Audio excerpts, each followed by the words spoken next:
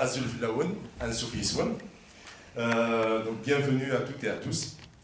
Monsieur le maire, mesdames et messieurs les élus, maires, conseillers régionaux, départementaux et municipaux, mesdames et messieurs les acteurs culturels, chers invités, chers amis.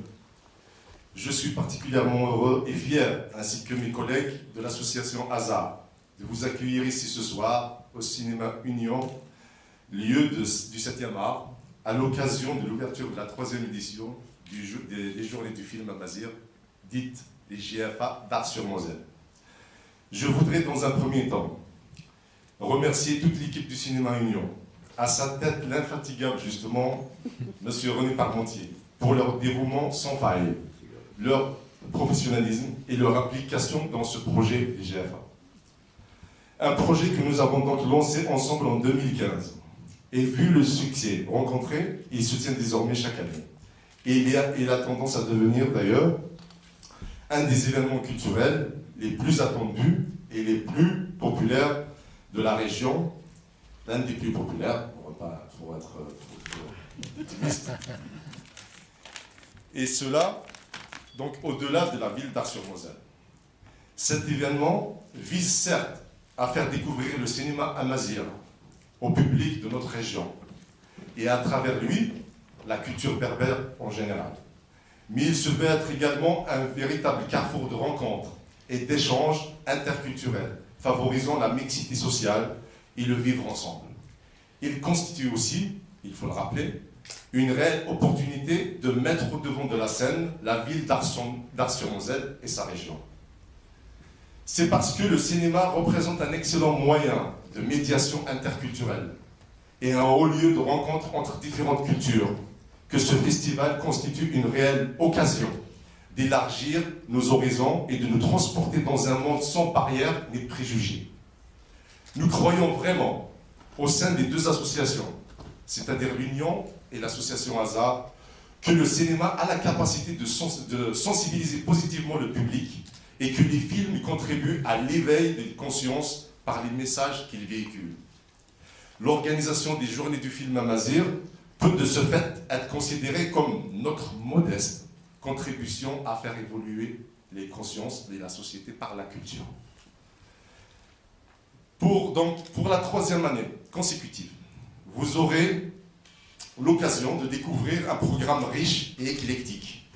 Tous les genres y sont représentés. Des films, des fictions, reconstitution de l'histoire, de l'initial, avec un fort accent sur le combat de la femme pour la liberté et pour l'égalité. Des œuvres cinématographiques de qualité réalisées par des artistes de talent venus de différents pays d'Afrique du Nord, notamment l'Algérie et le Maroc, et aussi d'Europe, bien sûr, de la Suisse, etc. Donc voilà. Les projections seront souvent suivies des échanges avec les réalisateurs et les réalisatrices, les acteurs ici présents. Outre ces projections, vous aurez aussi l'occasion de participer à une table ronde autour du cinéma amazigh et des rencontres dédicaces de livres d'un auteur de la région, de Renan, et de découvrir aussi, donc vous avez eu l'occasion de le voir, une exposition de peintures et de tapis artisanaux kabyles et chaouis. Tout ça dans le hall du cinéma. Alors pour finir, j'adresse mes chaleureux remerciements à tous les artistes, réalisateurs, cinéastes, comédiens, acteurs et auteurs qui nous ont fait honneur d'être parmi nous ce soir. Je commence par Madame qui est réalisatrice et journaliste qui nous vient du Maroc. Monsieur Rachid Bouksim, ici présent, qui est directeur du Festival international Amazigh d'Agadir, qui nous vient du Maroc. C'est notre invité d'honneur qui nous a fait aussi plaisir et honneur d'être le parrain de cette troisième édition. Monsieur Belkacem Hadjadj, réalisateur, comédien et producteur. Il est l'un des pionniers, je l'ai dit tout à l'heure, des pionniers du cinéma amazigh d'Algérie. Donc, en Algérie, il nous vient d'Alger, notamment le premier film en berbère, je crois, c'est en 1995, Machaou, qui a fait un énorme succès. Voilà, donc il nous revient avec Fatma Souma. Monsieur Taha Aouchi, réalisateur, acteur et président du FIFOG, le Festival international du film oriental de Genève, donc qui vient pour la troisième fois. Je pense qu'il va finir par habiter à Moselle. Monsieur Farouk Aznabel, qui est acteur, comédien, acteur, dans le film donc, Ipirita, vous allez découvrir dimanche. Monsieur Hakim Abdel Fattah, comédien qui nous vient de Béjaïa, donc ma ville natale, dans ma région. Donc comédien aussi, acteur, comédien. Assistant réalisateur, pardon, ouais, parce que j'ai pas eu le. Ok. Qui nous vient donc de Béjaïa. Monsieur Nasser Boudjou, qui est là, donc qui est écrivain, artiste, peintre, artiste multimédia, et il fait plein de choses en fait, qui nous vient de Mexi, à côté de Longwy. Donc vous aurez l'occasion de voir le livre et les tableaux justement, c'est des belles œuvres. Et enfin, Monsieur Nassi, qui est président de l'organisation de Tamazra, il est également le cofondateur du Congrès mondial Amazigh.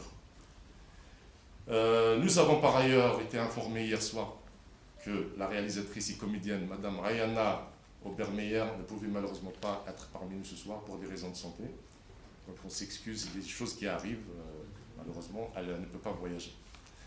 Voilà, bien sûr, on reviendra sur les présentations en détail de tous les comédiens, de tous les artistes par la suite. Alors j'arrive aux remerciements pour nos partenaires, très très importants, bien sûr, qui nous soutiennent depuis le début de ce projet. Un grand merci donc à nos partenaires pour leur soutien matériel ou financier. En premier, nos partenaires publics, d'abord, qui sont la ville d'Ars-sur-Moselle, le conseil départemental de la Moselle et le conseil régional du Grand Est.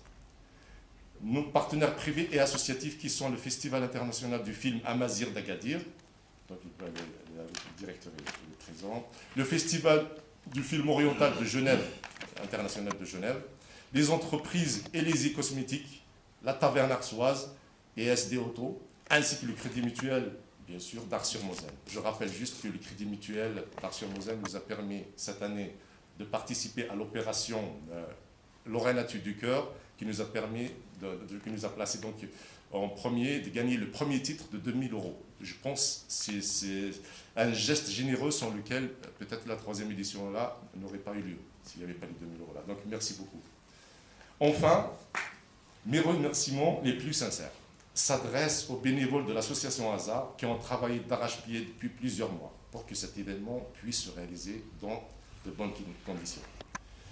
Voilà, je termine. Je vous souhaite à tous un très bon festival et vous remercie d'être venus. Voilà. Je laisse la parole. Je suis très heureux d'accueillir les personnalités qui sont venues et qui viennent honorer cette 3e édition des Journées du film à Mazir. Non seulement parce qu'elle leur redonne un éclat supplémentaire, le nombre étant d'ailleurs important, parce qu'il y a beaucoup de diffusion sur ces 3 jours, mais aussi parce que je crois que, comme l'a dit Anine, on est passé des Journées du film d'Ars-sur-Moselle à une stratégie un petit peu plus départementale, voire régionale, et qu'aujourd'hui, cette manifestation pourrait certainement être placée très haut au sein des animations culturelles internationales. C'est pour ça que les journées s'appellent maintenant les Journées internationales. Et quelque part, ben si, c'est un petit peu ça. Quelque part, tous les représentants là sont là pour le justifier.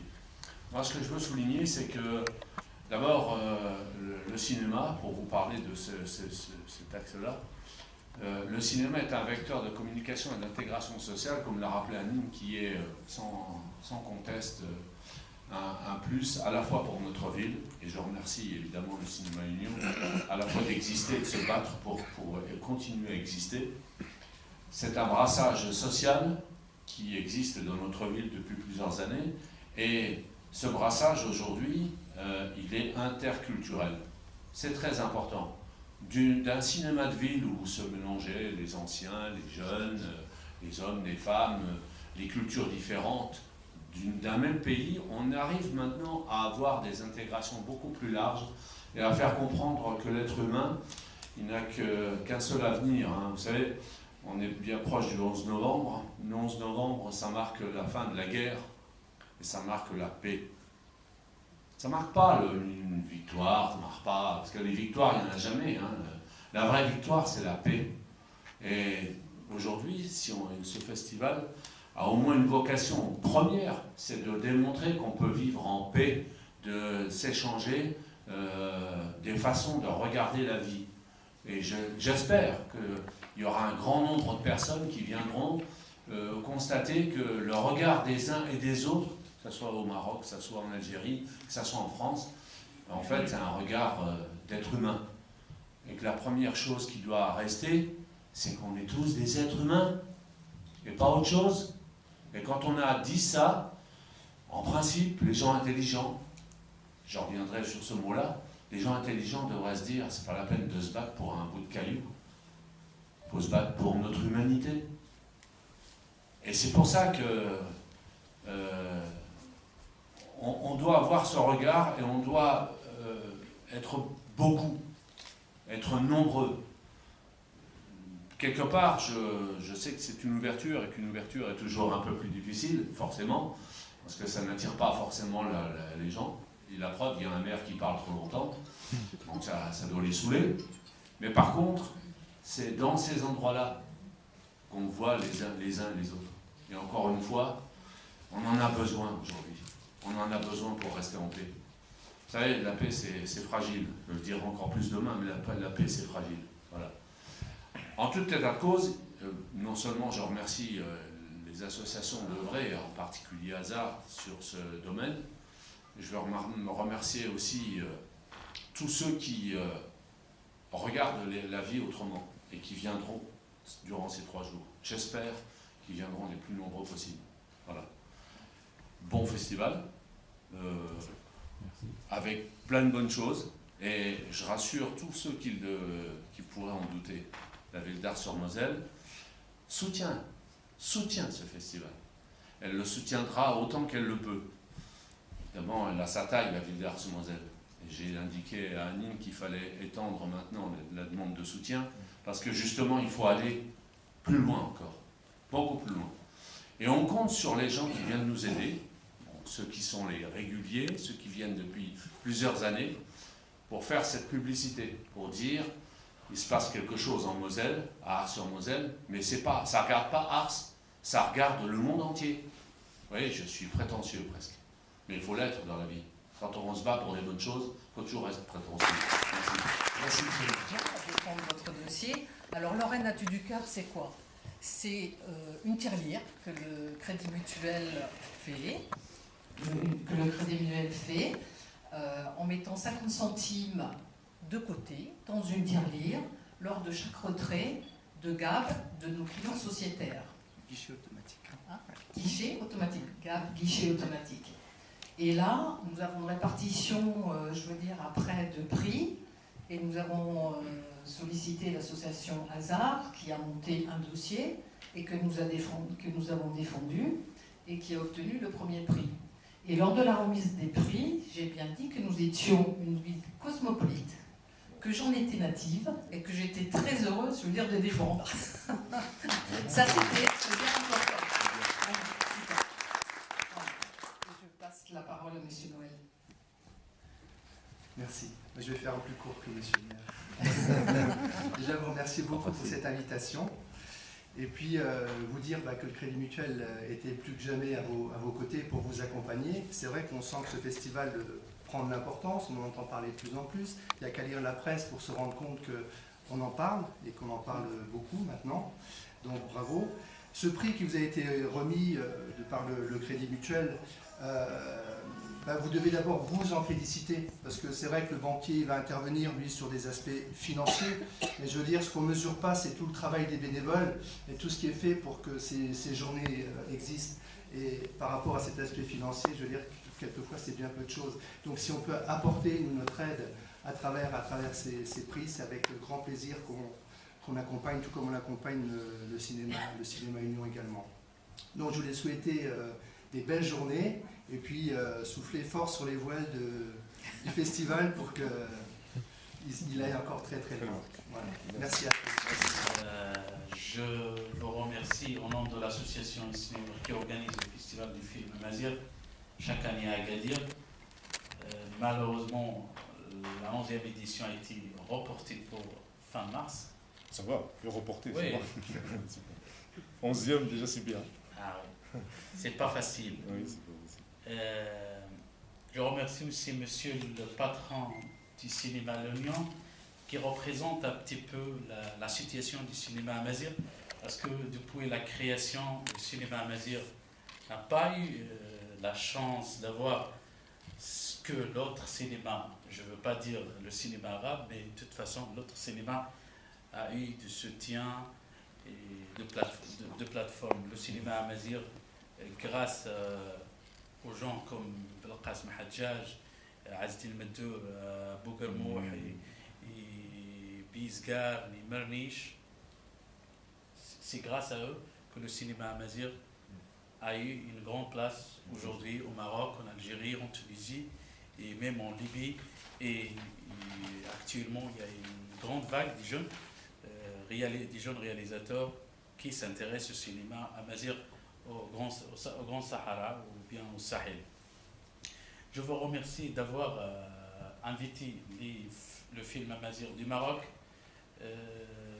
surtout le film de Fatim et aussi le film de notre ami Mohamed Bouzkou, un film du Rif qui raconte un petit peu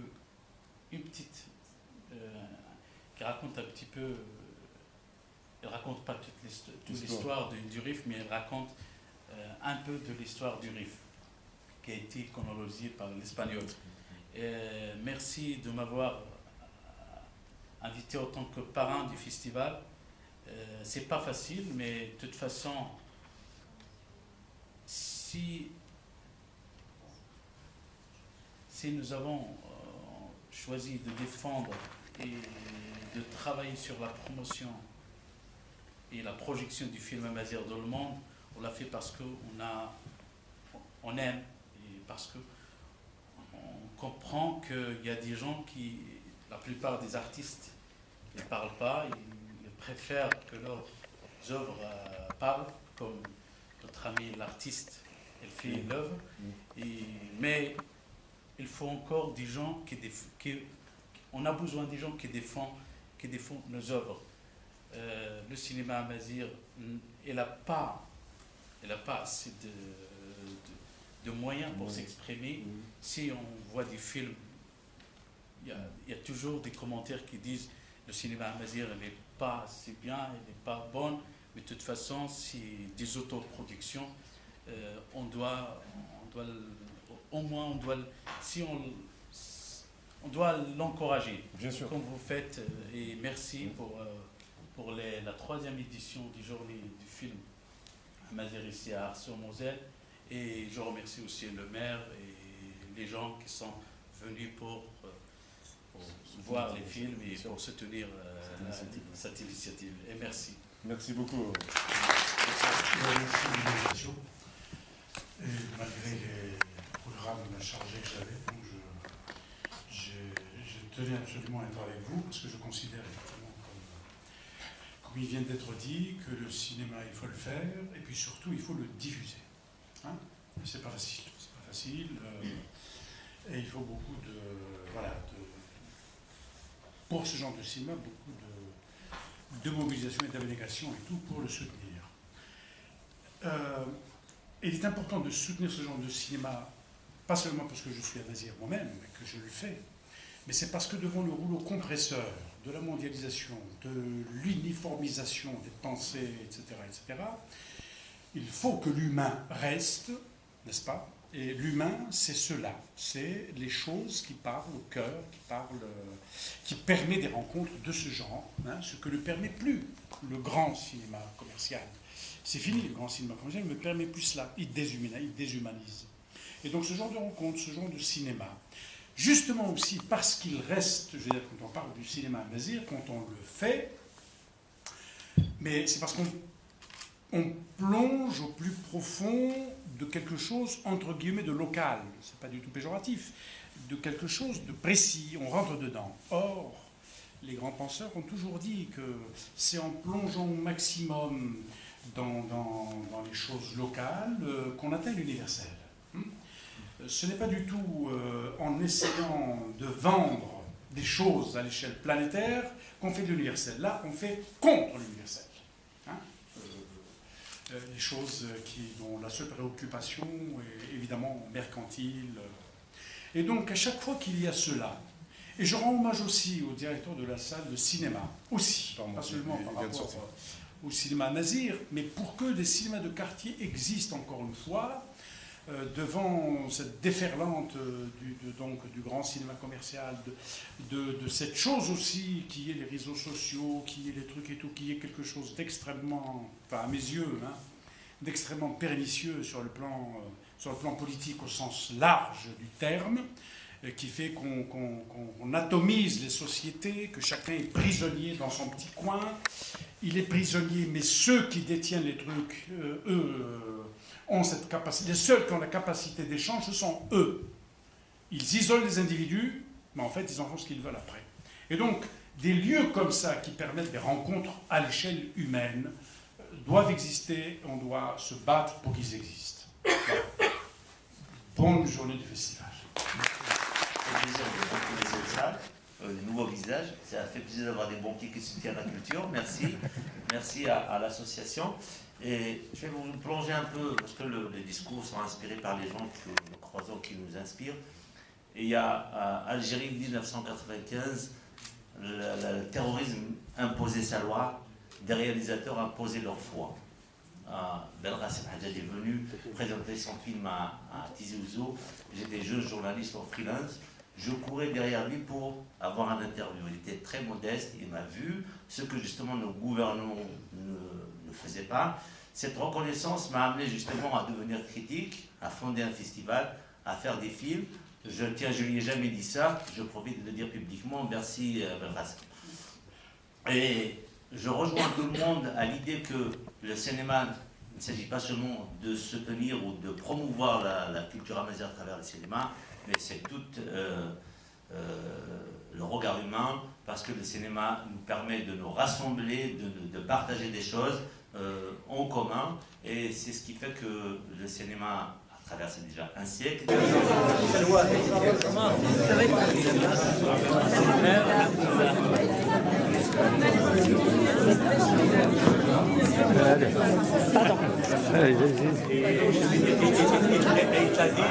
Déjà, on s'est vu l'année dernière. Oui, oui, exactement.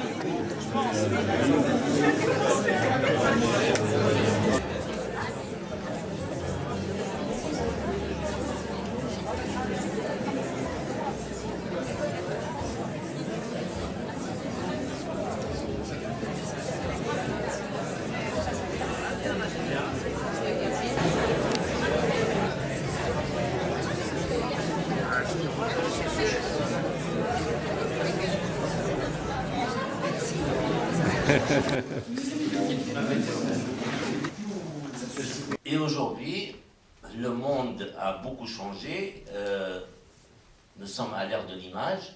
Les guerres se gagnent avant même qu'elles soient commencées, grâce à l'image. On se souvient de la tempête du désert en Irak. Ce qui se passe aujourd'hui aussi, on nous annonce des guerres hypothétiques, bien sûr, avant qu'elles n'aient lieu. Il y a aussi, on a vu comment le Daesh, ISIS, a utilisé l'image pour frapper l'imaginaire. Dans le mouvement national aussi, on a utilisé l'image pour justement servir la cause du FLN. Et pourquoi pas, le berbère aujourd'hui n'utilise pas l'image pour avoir un impact sur les consciences, changer les avis. On parlait tout à l'heure du cas du cinéma. Au début, très peu de personnes connaissent ce que c'est Amazigh. Sinon, je citais une blague tout à l'heure. Je me dis peut-être que quand vous êtes venu demander la salle, je n'exclus pas, je ne caricature pas en disant mais peut-être qu'ils vont transformer ce cinéma en mosquée. Parce qu'ils ne connaissent pas. Et après, on arrive à la conception, à la définition de ce que c'est le cinéma amazigh.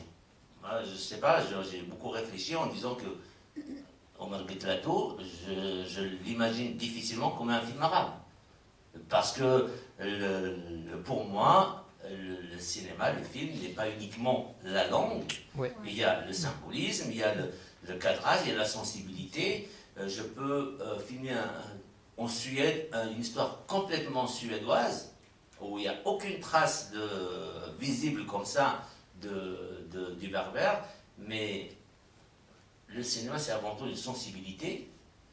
Et si je ne filmerai pas de la même manière qu'un Suédois. Je parlais tout à l'heure de la lecture qu'on a faite du film sur les Kabyles, l'immigration kabyle.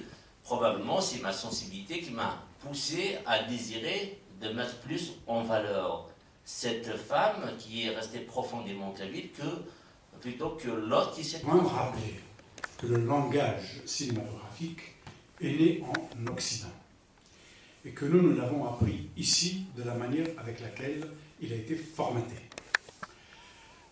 Moi, la première chose qui s'était posée à moi quand je suis rentré en Algérie, c'était de me dire, mais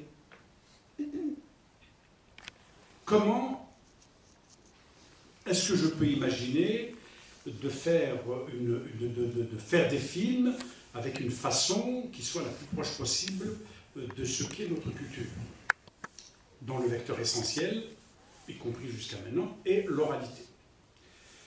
Et je m'étais posé ces questions-là, c'est là où j'en suis arrivé à la conclusion que pour essayer de réfléchir à cela, il fallait que je me confronte à la culture, à la matrice culturelle algérienne, qui est donc l'oralité. C'est là où j'ai fait une série de films sur les bandits d'honneur, parce que les bandits d'honneur, il n'y a pas plus oral comme matière que cela. Les bandits d'honneur étant un mythe, et il n'y a pas, je veux dire, le mythe n'existe que dans l'imaginaire de ceux qui créent le mythe, et ils ne le transmettent que par l'oralité. Sinon, il ne serait plus un mythe. Le mythe d'un bandit d'honneur, par exemple, pour aller très vite, pour dire en quoi c'est un mythe, vous prenez un personnage, on parle d'un bandit d'honneur, d'abord, visuellement, ou la représentation, chacun se le représente comme à sa façon. Je veux dire, le même personnage, à l'époque j'avais fait un film qui s'appelle Bouziane Khalaï sur un bandit d'honneur de l'Ouest algérien. Quand j'allais dans le marché et que je posais des questions, alors il y en avait qui me disaient, Bouziane Khalaï, ah mais il est grand, cette porte, il ne rentrerait pas par cette porte, c'est pour ça qu'on ne pouvait pas l'arrêter et tout. 100 mètres plus loin, je demande à quelqu'un, il me dit, Bouziane Khalaï, mais c'est parce qu'il était tout petit, comme une toupie, on ne pouvait pas l'attraper. C'est ça le mythe. C'était cette espèce de polysémie, de multiplicité, de représentation. Quand on se pose la question avec le langage cinématographique, si on devait appliquer le cinéma classique, je vais prendre un comédien qui doit incarner Bouziane Khalaï. Donc j'élimine déjà tout en termes de représentation visuelle. Si c'est un comédien, il a 1m80, il a 1m80. Donc celui qui me disait qu'il n'avait qu'un mètre 60, ça y est, il n'a plus, son Bouziane n'est plus là-dedans. D'accord ? Bien. Alors, on se pose ce genre de questions, et c'est des questions auxquelles moi, je n'ai pas encore complètement répondu, et qui se posent dans beaucoup de cinéma. Et quand je dis « il se pose dans beaucoup de cinéma », c'est parce que quand des films nous étonnent, cette digression, mais en fait, je reviens à la nazérité, ne vous inquiétez pas. C'est que la première chose qu'on fait avec l'oralité, on se dit, bon, c'est oral, donc je vais filmer celui qui parle. C'est-à-dire, je filme la parole. Or, il ne s'agit pas de cela. Il s'agit de retrouver le mécanisme de communication orale qui consiste, quand un narrateur, un meddah est là, et qu'il commence à raconter une histoire, c'est vrai qu'il y a les mots sont là pour exciter l'imaginaire de l'auditeur, mais il n'y a pas que le mot. C'est que le narrateur lui-même intègre des tas d'éléments. D'abord, sa gestuelle, des accessoires qu'il a en main, ou qu'il n'a pas, et même l'environnement. Je veux dire, moi, dans ma tendre jeunesse, mon père était commerçant pas loin d'un souk, et j'y allais tout le temps. Et j'étais fasciné par les meddah. Et donc j'allais, je restais là. Et puis le meddah, il intégrait tout. Il va raconter une histoire et il te dit oui, un jour il y avait ça, il faisait chaud. Et bien plus chaud que ça, vous sentez cette chaleur? Et bien c'est plus chaud que ça. Donc il intègre des tas d'éléments. Bien. Et le propre de cette communication, c'est que s'il y a 100 spectateurs, il y a 100 réalisations du discours du meddah, si on considère le discours du meddah comme étant un scénario. Il y a 100 réalisations. Donc comment retrouver cela? En d'autres termes, comment retrouver et donner la possibilité à l'image d'avoir une lecture polysémique.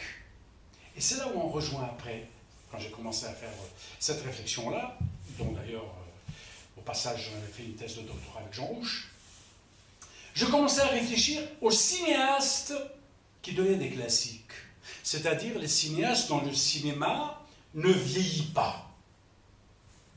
Tu penses à Orson Welles, Hitchcock, etc.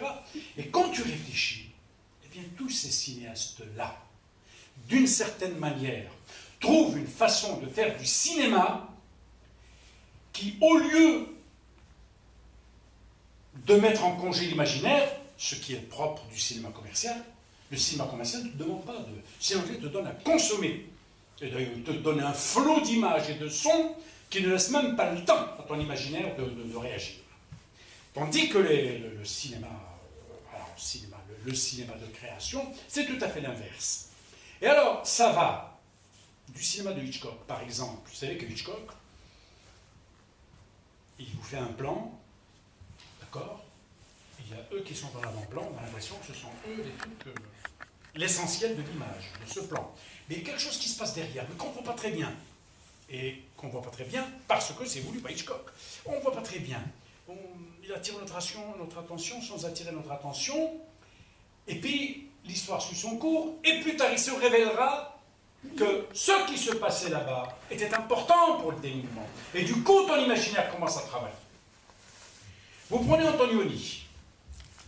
Dans Blow Up, par exemple, le film finit avec un plan fixe. Et il y a, si mes souvenirs sont bons, ça fait tellement longtemps, mais il y a le personnage principal, je ne sais plus quelle était la femme qui l'a joué, qui monte sur un vélo et qui part. Et le plan est fixe. Si on ne devait ne montrer que l'action d'une femme qui monte à vélo et qui part, 15, 20 secondes suffisent largement. D'ailleurs, on a vu, elle est montée sur le truc et elle part. Mais Antonioni laisse le film. Il laisse. En le laissant, qu'est-ce qui se passe? C'est qu'on a fait la première lecture de la personne qui monte sur le vélo et qui part, et puis autre chose qui commence à entrer en jeu. Autre chose. Et là, il développe la relation de cette image avec l'imaginaire. Cette espèce de profondeur de champ, etc., qui fait qu'il renoue avec l'imaginaire. Il ne t'a pas donné une information à consommer, qui est celle de la femme qui monte sur le vélo et qui part, parce que ça, je vous dis, 15-20 secondes, c'est bon.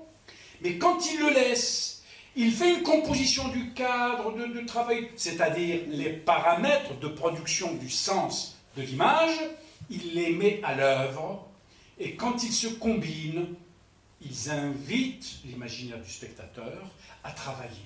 Et on se retrouve presque dans le même rapport qu'avait le meddah avec les spectateurs. C'est-à-dire, chacun lit cette image et chacun voyage dans son imaginaire de manière tout à fait, comment dire, personnelle. C'est pas le même voyage. Puisque ce qui était commun, c'était le plan de la femme qui monte, après c'est plus commun, puisque l'imaginaire investit l'image. Ceci pour dire que quelque part, en fait, de ce point de vue, je dirais presque qu'on est encore à la préhistoire du langage cinématographique.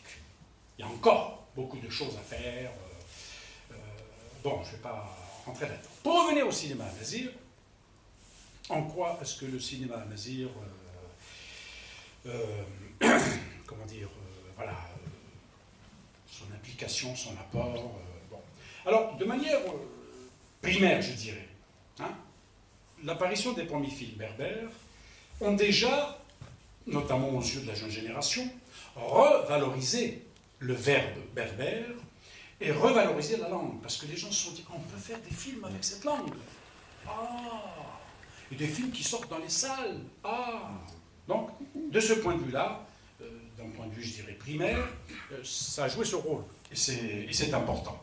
Et c'est important. Au-delà de cela, un film, il travaille dans le présent, mais il travaille dans le futur. J'entends par il travaille dans le futur, c'est qu'un film dans 50 ans, 100 ans, il sera vu. Il deviendra des archives, bien sûr, mais surtout, il deviendra un dépositaire de choses qui n'existent plus, qui n'existeront plus. Aussi bien sur le plan linguistique, parce que la langue aura évolué, que sur le plan du comportement, que sur le plan d'un certain nombre de paramètres qui composent une culture, une manière de se vêtir, une manière de bouger, une manière de s'asseoir, une manière de regarder, que sais-je encore. Et donc de ce point de vue-là, c'est, comment dire, il travaille pour le présent, pour ce que j'ai dit à l'instant, mais pas seulement, mais il travaille aussi pour le futur, puisqu'ils deviennent des films qui seront la mémoire d'une culture, et qui sera une mémoire visuelle et comment dire, auditive et tout ce que vous voulez, etc., etc. Donc, de ce point de vue, c'est important. C'est pour cela d'ailleurs que se pose la question de savoir, ce matin on en discutait avec lui, sur voilà, le cinéma qui se fait, c'est-à-dire, maintenant il y a beaucoup de films qui se font. Bon. Et tout le problème est de savoir, est-ce que cette multiplicité de films, qui malheureusement, sur le plan de la qualité de film, ne sont pas toujours ce qu'il faut, est-ce que c'est bien ou pas? Est-ce que c'est bien ou pas? Ben, je dis que parfois, quand on ne fait pas les choses comme il faut, on dessert la cause qu'on essaie de défendre. Je veux dire, ce n'est pas parce qu'un sujet est intéressant et important que faire un film dessus, automatiquement, le film va être aussi important que le sujet. Non. Si on n'a pas pris les dispositions pour être à la hauteur de ce sujet, eh bien on dessert le sujet et on le dévalorise même parfois. Donc il est important, que ce soit dans le cinéma ou ailleurs, que quand on fait un travail à caractère créatif, sur le plan culturel, que ce soit au théâtre ou au cinéma et tout, de se donner les moyens de faire quelque chose qui soit le plus haut possible, c'est-à-dire élever un degré d'exigence le plus haut possible. Parce qu'un film, il faut que ça reste, une œuvre, il faut que ça reste, et il faudrait que celui qui la voit dans 50 ans ou 100 ans, ou que sais-je, il ne faudrait pas qu'on lui donne quelque chose qui a dévalorisé la matière sur laquelle on fait le film. De ce point... Excuse-moi, est-ce qu'on n'est pas tributaire des moyens qu'on a pour faire un travail exigeant? Alors, ça c'est un grand débat. C'est un grand débat, c'est-à-dire les moyens n'existant pas, et que faisons-nous? On se croise les bras, on ne fait rien? Ou bien on fait? C'est un grand débat auquel je n'ai pas de réponse, hein, moi personnellement. Parce qu'il y a quand même deux niveaux, si on prend le film, il y a deux niveaux dans la production de films. Il y a un premier niveau qui serait, on utilise le cinéma, donc l'image et le son, comme support d'une action militante. D'accord? Il y a un événement qui se passe quelque part, extrêmement important, et on voudrait le faire connaître à d'autres. Là, à la limite, l'essentiel, c'est de filmer cela, pour pouvoir le communiquer aux autres. Ça, c'est un niveau de fonctionnement qui est à part, que je mettrai beaucoup plus sur le compte de l'informatif. Et puis, il y a le niveau de la création. La création, c'est-à-dire comment vais-je créer une œuvre avec les ingrédients que je vais puiser dans cette culture et faire une œuvre qui est une œuvre cinématographique. Et là, on n'a plus le droit de ne pas être exigeant avec le travail. Oui. Alors, donc les moyens, si on n'a pas le moyen, qu'est-ce qu'on fait? Ben ça, c'est chacun prend ses responsabilités, je veux dire. Moi, il y a eu des choses que je n'ai pas fait parce que je me suis dit, non, il n'y a pas les moyens, je préfère ne pas faire. Ça m'est arrivé. Il y a des films que je n'ai pas fait parce que j'ai dit non. Je considère qu'il me faut... j'ai un seuil d'exigence qualitative. Si je n'ai pas les moyens pour le faire au-dessus de ce seuil, au moins au niveau de ce seuil, je ne fais pas. Et ça, encore une fois, je vous dis, chacun prend ses responsabilités par rapport à son travail de création. Et la troisième chose qui est importante, je veux dire, de ce point de vue-là, c'est que le film, quand il est vu dans une salle de cinéma et qu'il provoque le débat et qu'il fait parler les gens et tout, c'est un rôle extrêmement important. Parce que, je veux dire par là que, imaginons, voilà, dans une salle, des gens de 90 ans, des gens de 18 ans. Le film, très vite, va jeter un pont entre les deux de manière très très rapide, alors que s'il fallait jeter ce pont-là uniquement par leur rencontre physique, ça mettrait des plombes. Vous voyez? Et cette espèce d'alchimie qu'un film crée dans un débat, dans une discussion, dans une rencontre, qui est important. Pourquoi? Mais c'est parce que dans le film, il y a un condensé de... comment dire? Je ne dirais pas d'informations. Il y a un condensé de données, d'accord? Que tu as puisé dans la culture en question, et que tu comment dire, et que tu as fabriqué, tu as construit et tout, et qui parle comme un coup de poing, qui parle en même temps au spectateur. C'est pour ça que je dis justement, attention, attention, il ne faut pas réduire le cinéma amazigh uniquement parce qu'il parle la langue amazigh. C'est là-dessus que je rejoins. Omar Gatletou est un film amazigh. Même s'il ne parle pas l'amazigh, même s'il ne parle pas kabyle. Je veux dire, quand un film algérien est là, est ancré dans comment dire, dans les tréfonds de la société algérienne, pour moi, il est amazigh automatiquement. D'accord? Et ça, c'est important. Pourquoi? Parce que il y a parfois des visions réductrices. Je me souviens, quand j'ai sorti le film Meshahou, il était sorti en France en 1996, et en Algérie, il n'était pas encore sorti pour deux raisons. La première, c'est qu'il n'y avait plus de réseau de distribution, etc. Donc je savais qu'il fallait que moi-même je sois à Alger. Pour ce film-là, je tenais à le doubler en arabe, pour qu'il sorte, parce que je considérais que le film appartenait à tous les Algériens, à tous les Amazirs, y compris les Amazirs non amazirophones. C'est comme ça que j'appelle les autres Algériens, ce n'est pas des Arabes. Je n'y avais pas de raison de les priver d'un film qui leur appartenait aussi, qui parlait d'eux aussi, uniquement parce que, voilà, ils ne parlent plus cette langue, donc ils ne la comprennent plus. Et j'ai rencontré quelqu'un dont je ne citerai pas le nom, que tout le monde ici doit connaître, parce que c'est un militant à cause machin, tout ça. Et je l'ai croisé à Alger, il me dit comment le film est sorti en France, et voilà, il n'est pas sorti ici, comment se fait-il et tout. Donc je lui ai dit ce que je viens de dire. Il me dit comment tu vas le doubler en arabe?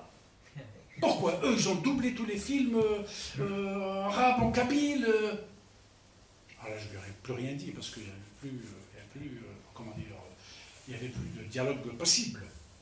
C'est-à-dire que moi, Meshahou, tu enlèves la langue, il serait doublé en japonais. Si le japonais ne sent pas la culture berbère, c'est que j'ai raté mon film. C'est tout, c'est pas compliqué. Pas compliqué. Hein? Si ce film-là, un japonais le voit et il va croire que c'est un film aztèque ou je sais pas moi, ou canadien, bah, ça veut dire que je n'ai pas fait un film amazigh. C'est-à-dire que je suis passé à côté de la plaque. Voilà ce que j'ai à dire pour le moment, je ne vais pas garder la parole tout le temps. Oui, c'est à la fois intriguant et déroutant de s'interroger sur le cinéma amazigh. Oui. Parce que le cinéma amazigh, pour moi, ça interpelle l'imaginaire culturel et aussi intellectuel, entre guillemets, du Maghreb, sinon je dirais de Timouzra, depuis le Maroc jusqu'à l'Égypte, oui, jusqu'au Mali aussi, parce qu'il n'y a pas aussi le berbère.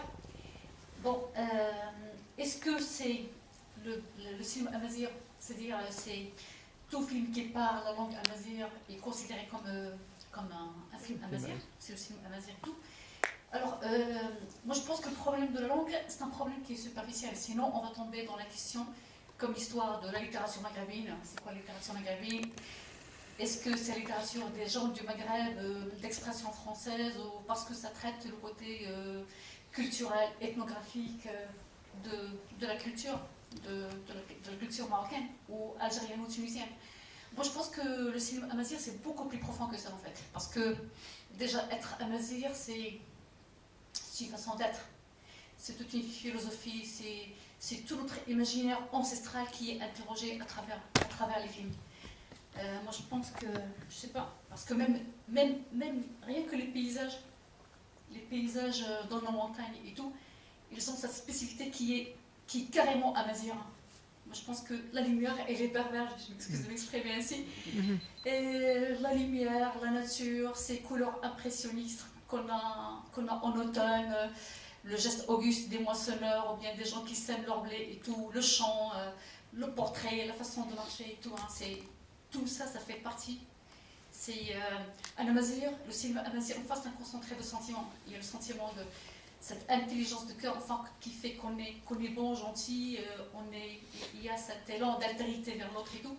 Mais en même temps, il y a ce sentiment de révolte, de rage qu'on a dans le ventre, justement pour dire ce qu'on n'a pas le droit de dire.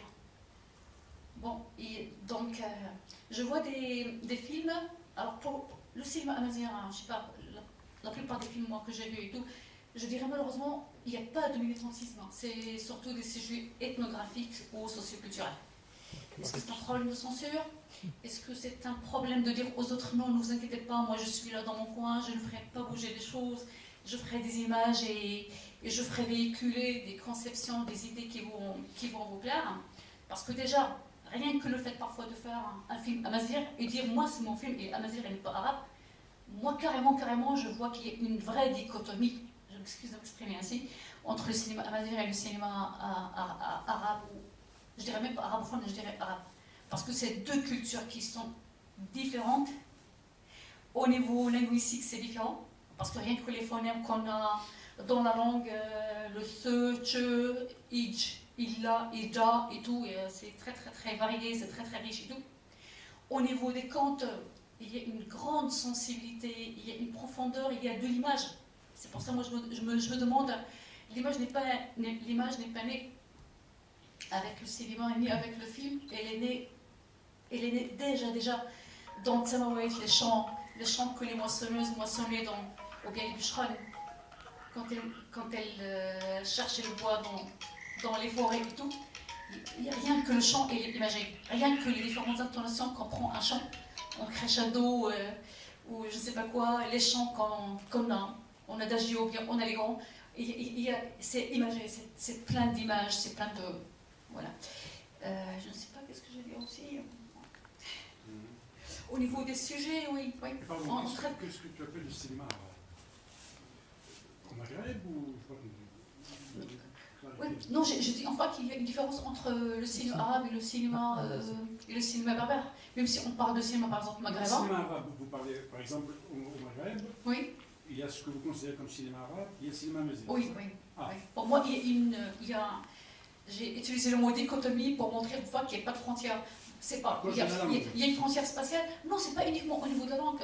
C'est-à-dire, on peut voir, comme vous avez dit tout à l'heure, enfin, c'est-à-dire un film qui est berbère, qui est traduit, qui est sous-titré en arabe et tout, mais le cinéma amazigh, moi je pense que c'est tout un esprit, c'est toute une sensibilité. cette sensibilité intelligente. Je ne dis pas que les autres enfants n'ont pas la sensibilité intelligente, mais il y a, je ne sais pas, moi quand je regarde par exemple un film arabe, ça ne m'accroche pas trop, je ne sais pas pour quelle raison.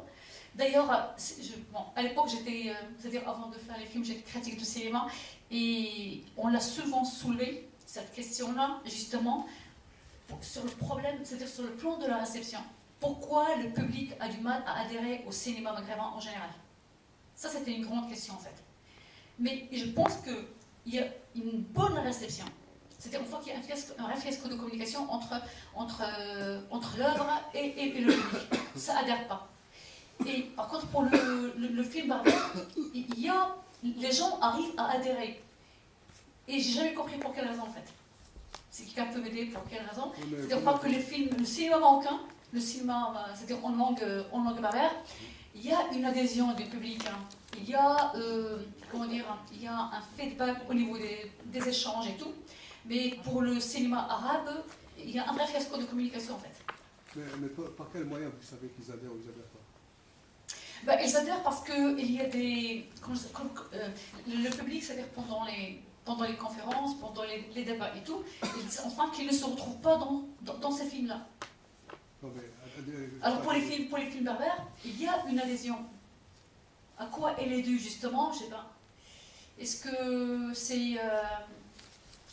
c'est vrai, il y a l'image. Je ne sais pas.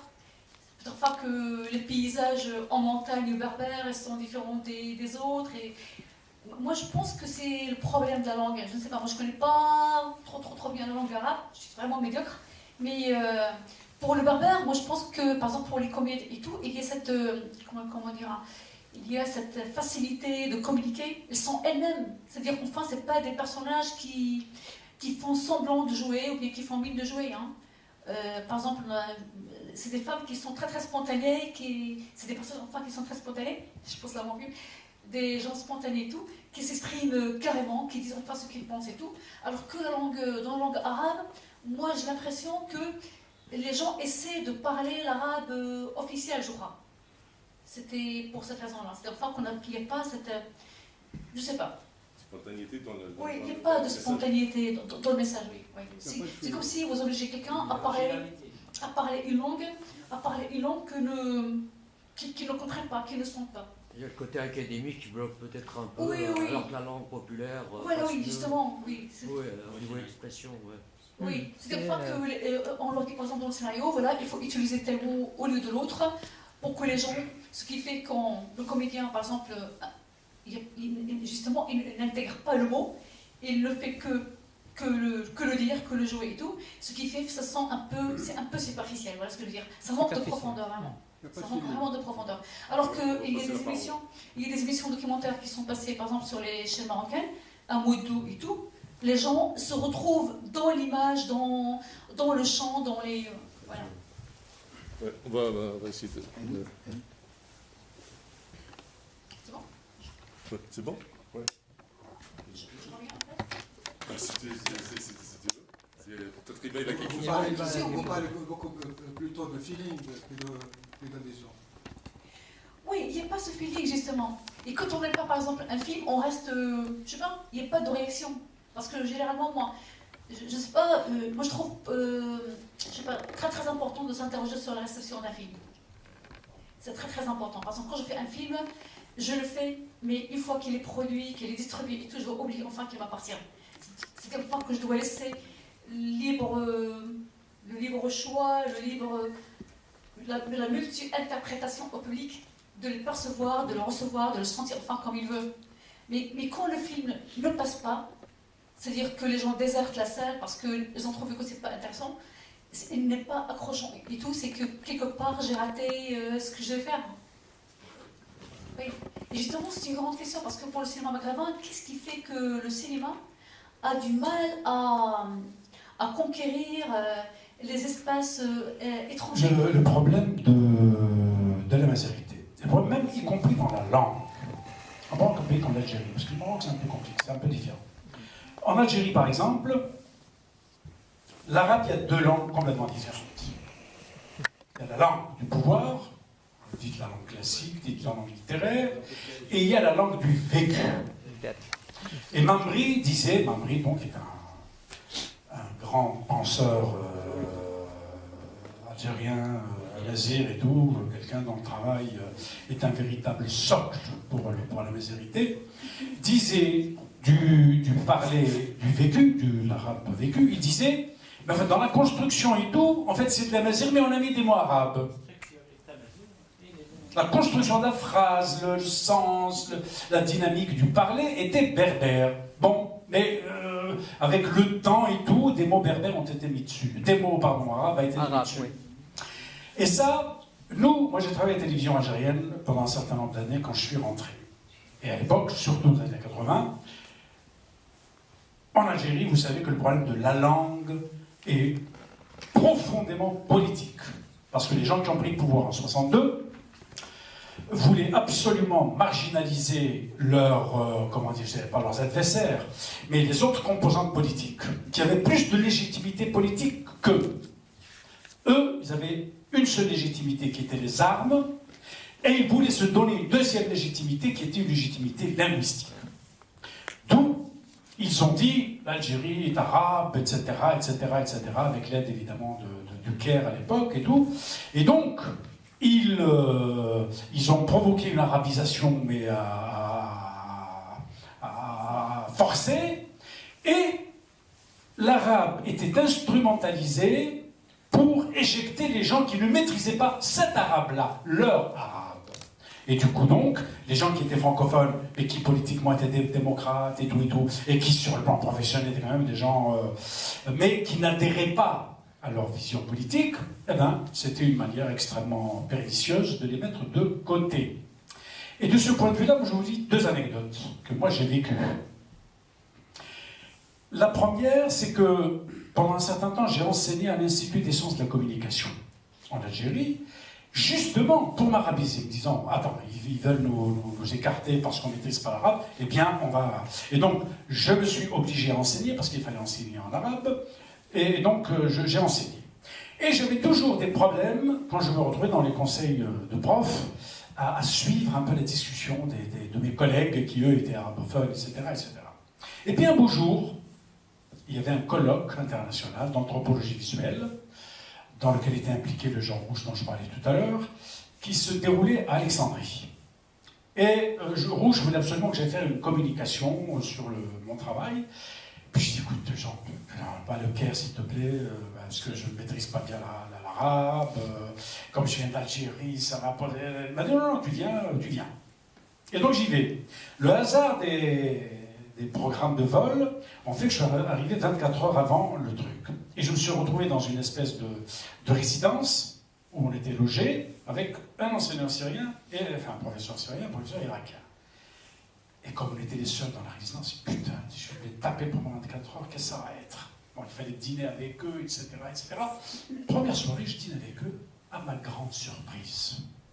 Je communiquais, je dirais pas parfaitement, mais très bien avec eux. J'en ai déduit quoi?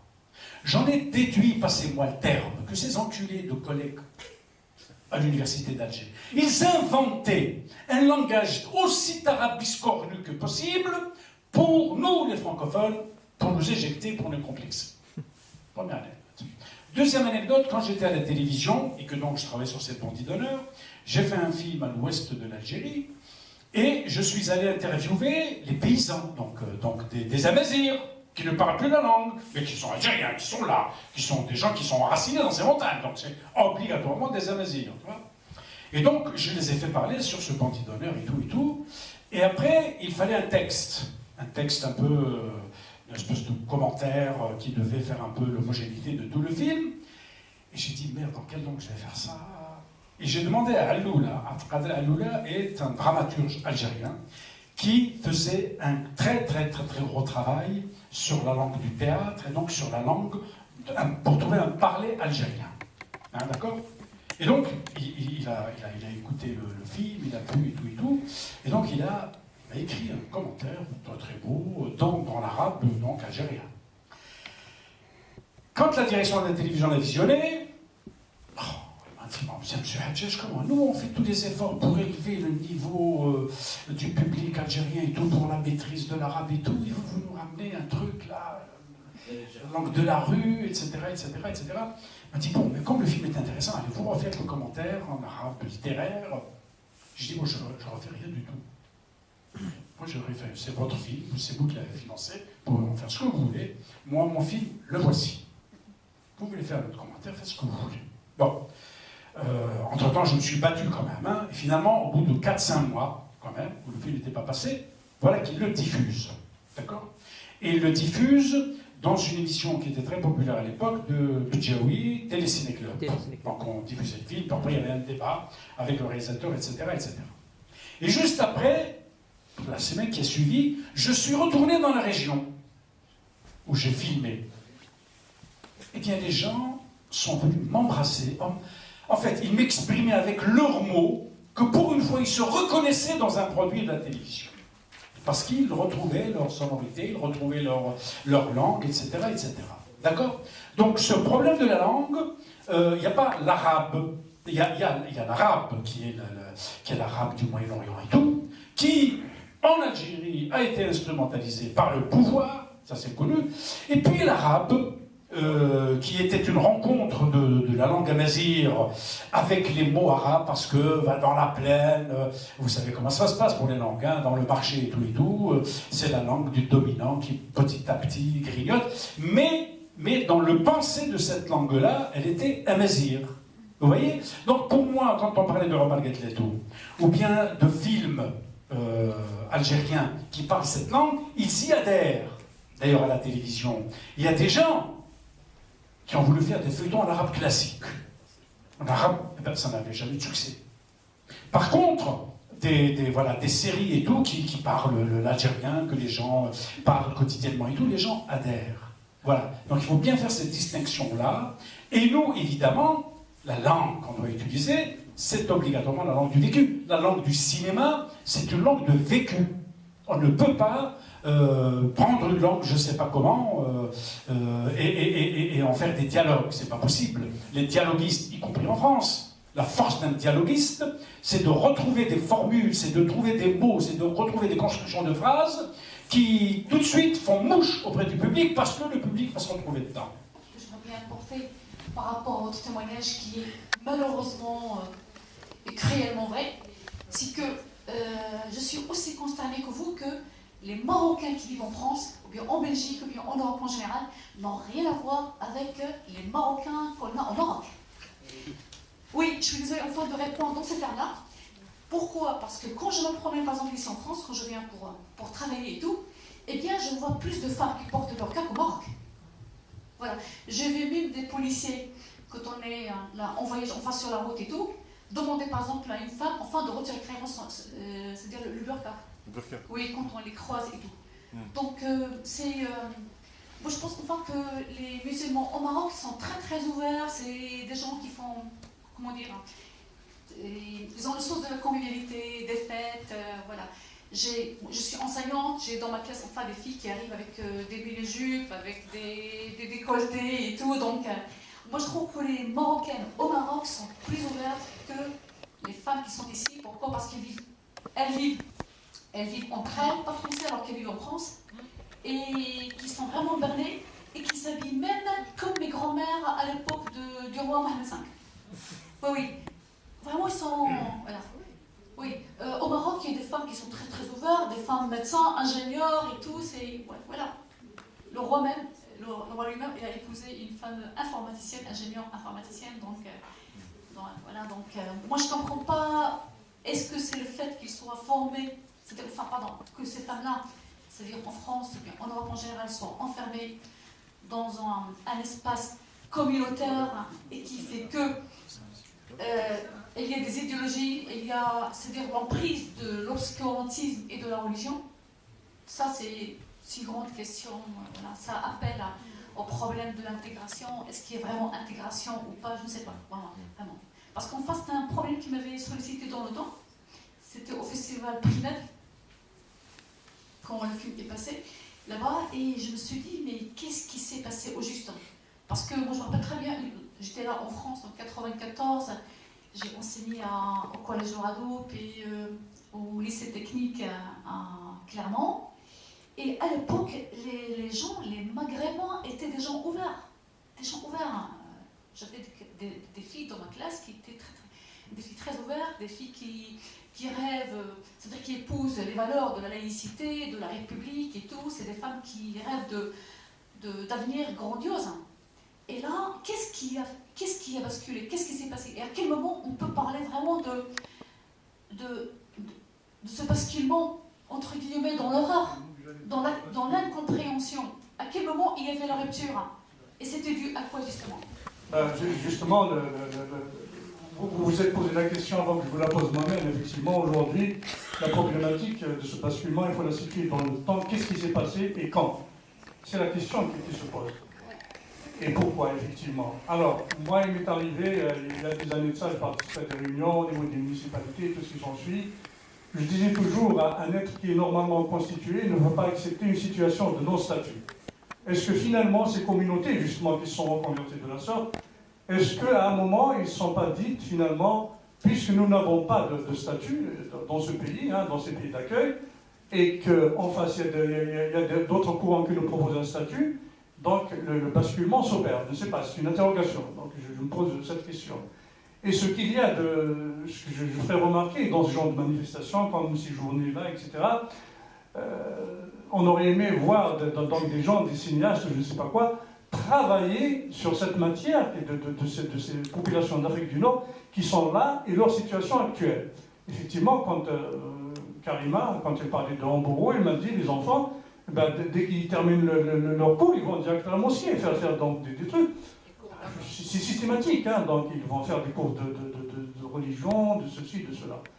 Donc quand ce basculement... C'est la raison de plus pour aller dans ce sens-là, de fédérer les énergies et de travailler tous ensemble pour pouvoir produire encore des choses, des chefs-d'œuvre comme ça, des films, des très bons films, indépendants.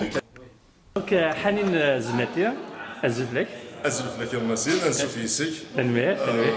فرحة مليح حميد سوسي تاع ويسني بردان عرفت كاينينا troisième édition du journée du film Amazir.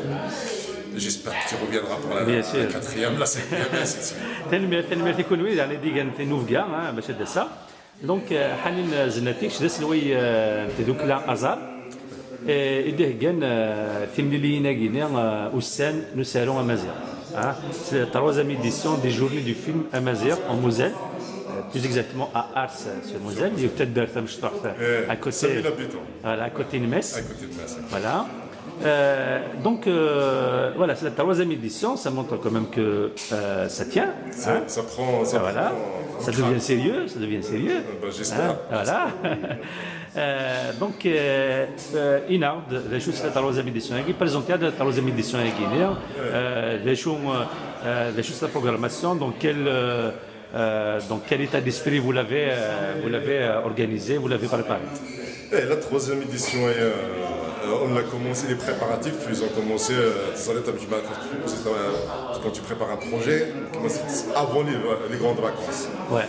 Et cette année, comme tu as remarqué, ça s'est déroulé sur 3 jours, contrairement aux 2 dernières éditions qui se sont déroulées sur 2 jours. Donc on essaie de s'agrandir, de voir un peu plus grand, tout en restant modeste bien sûr avec nos moyens. Ouais. Et cette année donc on a commencé vendredi soir avec un programme vraiment éclectique, très riche.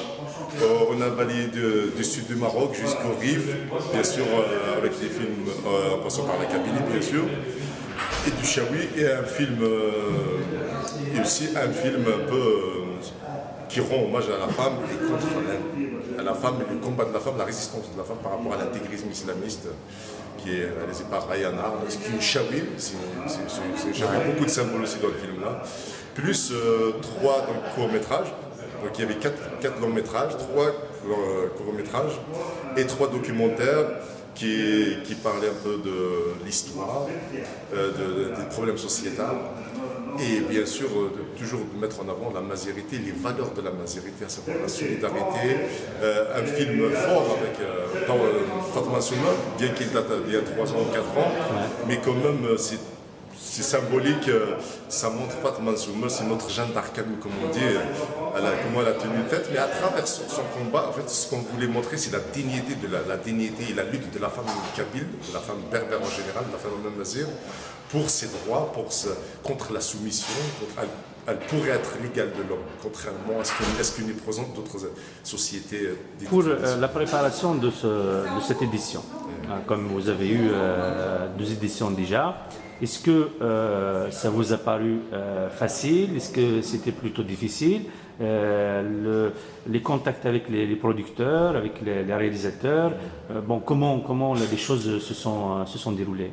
Oui, je peux te présenter ça, les préparatifs déjà sur 2 volets principaux. Le premier volet, comme tu l'as indiqué, c'est la préparation, c'est la programmation. Et il y a un autre volet, c'est les financements. Il faut absolument passer par là, tu dois connaître autant que moi, Massime. Je vais commencer par la programmation. Dans la programmation, je mettrai communication, tout, la sélection des films. Pour la troisième fois, donc on commence à connaître un peu, à élargir un peu notre réseau de connaissances. Comme tu as remarqué, il y a la présence de Rachid Bouksim, qui est président du festival international d'Amazir d'Agadir. Nour. Mais la traduction, c'est la couronne d'or. On ne dit pas la même chose. Quelque chose d'or, juste pour dire que notre réseau s'agrandit. On a donc des films du RIF. Les contacts ont été relativement faciles. Surtout qu'on a un point de contact très solide. Déjà, il y a toi, Tahar Haouchi, qui connaît beaucoup de monde, qui est le directeur du festival oriental de Genève, mais aussi il est impliqué dans un autre, il a lancé un autre festival à Montréal, c'est Dainix Farhanatas. D'ailleurs, on est partenaire d'ailleurs de ce festival. Du film Amazir. Festival international de Montréal du film Amazir. C'est ça. Donc la programmation, tu sais, est relativement simple, bien qu'il faut toujours prendre en considération le fait qu'on n'est pas du tout spécialiste. Nous, on voulait, à travers le cinéma, c'est notre modeste contribution, bien sûr, aussi à la culture, au patrimoine amazir. Pour montrer que la région est des productions, même s'il est naissant, mais il faut à travers des journées comme ça, et ça encourage les jeunes réalisateurs. J'ai oublié de te dire aussi une chose, que cette année, on a vraiment mis l'accent sur les jeunes réalisateurs, pour les pousser à produire, à aller de l'avant. Beaucoup en Amazir, ça apportera que du positif pour notre patrimoine, pour notre culture et pour le combat. Et pour le combat amazir, bien sûr. L'autre volet, sans trop tarder, l'autre volet, donc les finances, les partenaires, vraiment, c'est sorti comme avec le forceps cette année. Comme je l'ai rappelé, ce qui nous a donné le vent au pauvre, comme on dit, on a gagné le premier prix des crédits mutuels, on a gagné 2 000 €. C'était assez conséquent sur un budget de 6 000 €. C'est quand même assez conséquent. Et donc comme ça, comme tu sais, on cherche après à gauche à droite. Il y a des entreprises berbéro-françaises, franco-berbères, qui nous aident quand même un petit peu.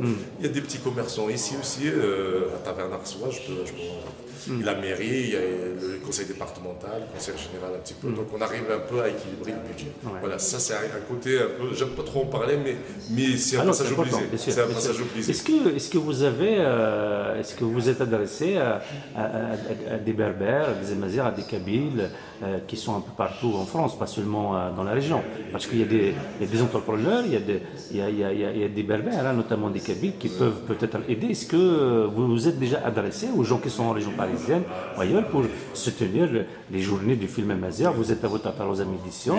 Je pense qu'il faut que ça continue. Peut-être, je ne sais pas, est-ce que vous avez... Non, honnêtement, on ne sait pas. Peut-être c'est une idée, c'est une très bonne idée d'élargir un peu. Bien sûr.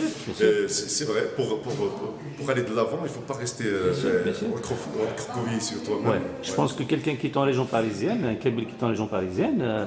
il est aussi concerné par ce qui se passe en Lorraine. Un festival sur le film berbère qui se passe quel que soit là où il se passe. Exact. Ça peut... C'est une idée, je t'assure que j'essaie de noter, on va le faire. C'est surtout à Paris, la région la plus... Il faut solliciter les gens qui sont dans le berbère, les gens qui sont dans le monde industriel, qui sont dans Ça rejoint, donc tu m'as donné le fil en aiguille, donc je rajoute un truc, c'est que l'année prochaine, on aimerait bien, j'espère que le festival il sera encore présent, il continuera, même si je ne suis pas président. D'ailleurs, je suis en train de chercher un président pour l'association, pour qui j'aimerais bien qu'il y ait la relève. Pour un renouvellement. Moi, je serai toujours derrière, je serai toujours là. Moi, j'ai toujours lutté pour Amazigh, c'est sûr. Mais j'aimerais bien qu'il y ait de la relève. Donc, et le projet de l'année prochaine, c'est de s'élargir aussi ici, au niveau de la Moselle, de pouvoir projeter dans une autre salle en dehors d'Ars, pour donner justement un sens plus régional au JF, un sens un peu plus large, pour lui donner une dimension vraiment régionale pour coproduire à Metz. Je vais projeter, faire quelque chose, même un film comme Fatma Souma. Et hier, le film de Fatma Souma de M. Hadjadj, j'aurais dû profiter de sa présence. C'est un très grand film qui a très... Et il y avait des demandes hier à ce qu'il serait, des gens qui ne pouvaient pas le voir hier, à ce qu'il serait projeté ailleurs. Donc c'est des choses comme ça qui sont dans le pipe, peut-être l'année prochaine. Oui, bien sûr, c'est ça, de toute façon. Et d'associer, en même temps d'associer d'autres associations, justement, d'autres. Le but, c'est ce que je dis, le combat biouan. C'est le même dénominateur commun. On converge nos énergies, notre synergie. C'est l'objectif. Le film, projeter le film, un petit cours d'initiation avec les par exemple. Chacun de chaque on construit. Là, aujourd'hui, on est c'est le dernier jour, là, ça y est, les journées, ils ont atteint leur terme. Alors, quel bilan comme ça à chaud tu fais de cette troisième édition? Ah oui, comme ça à chaud, cette troisième édition est vraiment exceptionnelle. Bon, je veux dire honnêtement, le premier film, on a fait salle comble, ce qui n'est pas encore arrivé depuis 2015. Et aujourd'hui, et hier, j'étais vraiment content pour le film de Fatma Souma. La salle elle était quasiment presque pleine. Et aujourd'hui aussi, les gens ils sont venus. Je pense que c'est dû à la communication, y compris que René Parmentier, donc le directeur de cinéma, il s'est impliqué vraiment. Il est devenu franco-berbère dans le coup. Il a vraiment adhéré à notre philosophie. Et donc, je suis vraiment satisfait de cette troisième édition. Et par l'affluence déjà, et par le débat que ça a suscité. Il y avait des débats enrichissants. C'est le débat. Mais moi, j'aime bien les débats contradictoires. Chacun est dans son point de vue. C'est comme ça qu'on avance. Moi, je suis pour la différence, pour qu'on n'ait pas des opinions linéaires. Bien sûr, ça c'est clair. Voilà. Donc franchement, je suis quand même satisfait. Très bien. Donc, satisfait, forcément. Donc, il faudra faire tout pour que les 4e éditions soient encore meilleures, quoi. Je l'espère bien. Voilà. Donc des gens qui sont déjà dans l'associatif, dans le combat comme Yassine, avec Mafoud, Dorzat, bien sûr. D'un 4e, donc il y a une forte chance qu'elle va avoir. En tout cas, bravo pour ce que vous faites, pour le cinéma amazigh, mais pour la question berbère, pour la culture berbère de manière générale. Voilà, et puis rendez-vous est pris pour la 4e édition. C'est une salam et la 4e édition d'ailleurs. فالمرتوني كي يكونوا ذيك غادي زورون كيما عرفوا ديك ديجا شحال هيا et le combat continue avec les scars.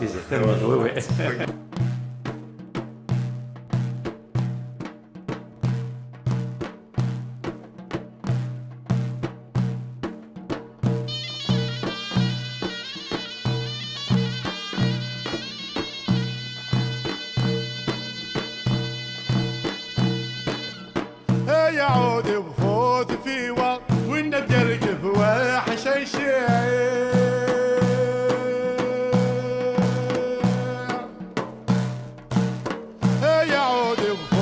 فيوا والندرج فواحش شيء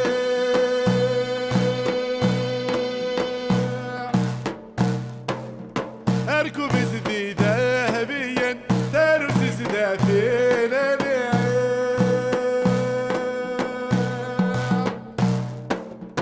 اركب زدي ذهبيا ترس زداتين